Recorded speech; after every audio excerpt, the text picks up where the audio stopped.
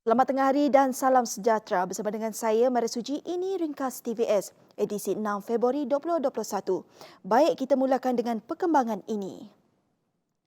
Susulan hujan lebat turun sejak Selasa lepas telah mengakibatkan jumlah mangsa banjir telah meningkat kepada 1,070 setakat jam 8 pagi tadi. Jawatan Kuasa Pengurusan Bencana Negeri JPBN Sarawak memaklumkan terdapat 18 pusat pemindahan sementara PPS masih beroperasi di negeri ini. Keadaan hujan lebat sejak beberapa hari lalu telah mengakibatkan kawasan daerah Serian terjejas teruk dengan membabitkan sejumlah 785 mangsa daripada 255 keluarga terpaksa dipindahkan. Daripada jumlah itu, 1 PPS dibuka di daerah Tatau, 4 di Semunjan, 2 di Semarahan dan 11 di Serian. Perkhidmatan Bot Express masih beroperasi semasa tempoh penguatkuasaan Perintah Kawalan Pergerakan PKP namun tertakluk kepada prosedur operasi standard SOP yang telah ditetapkan. Penolong Controller Lembaga Sungai-Sungai Sarawak LSS Sibu Hatta Morshidi berkata, semua penumpang dikehendaki mendapatkan permit polis sebelum menaiki bot ekspres. Jelasnya, sepanjang tempoh PKP, bot berkenaan hanya dibenarkan membawa 50% penumpang berdasarkan SOP.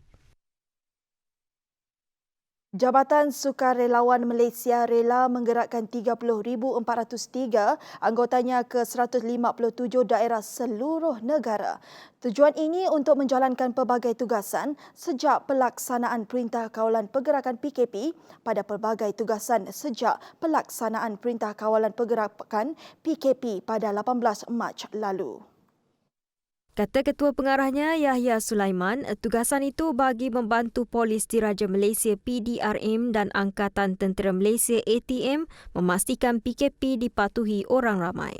Jelas Yahya, anggota rela juga ditugaskan membantu keselamatan perimeter sekitar lokasi PKP, pusat atau stesen kuarantin, hospital serta membantu proses saringan kesihatan di pintu masuk utama negara. Mereka juga menghantar sumbangan barangan dengan penyelarasan Jabatan Kebajikan Masyarakat JKM dan Badan Bukan Kerajaan NGO.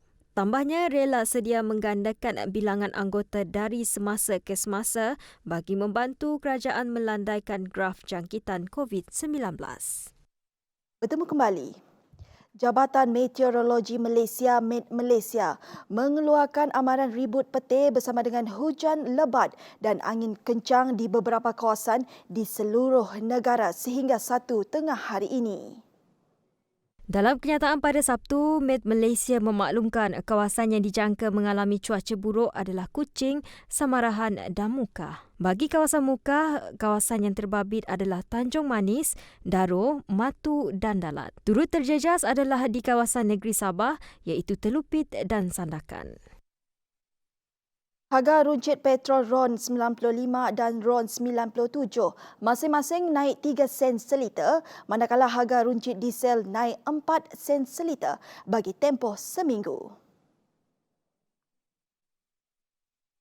Menurut Kementerian Keuangan MOF dalam kenyataannya pada Sabtu, harga baharu untuk ketiga-tiga bahan bakar itu adalah RM1.93 bagi RON 95, RM2.23 bagi RON 97 dan RM2.11 bagi diesel.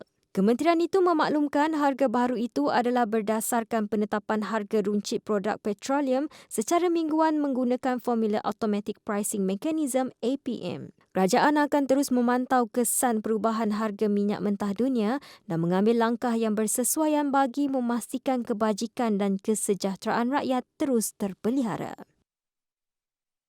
Kerja-kerja sanitasi dilakukan di stadium tertutup Lawas sebagai persiapan sebagai pusat kuarantin dan rawatan COVID-19 berisiko rendah PKRC pada Jumaat.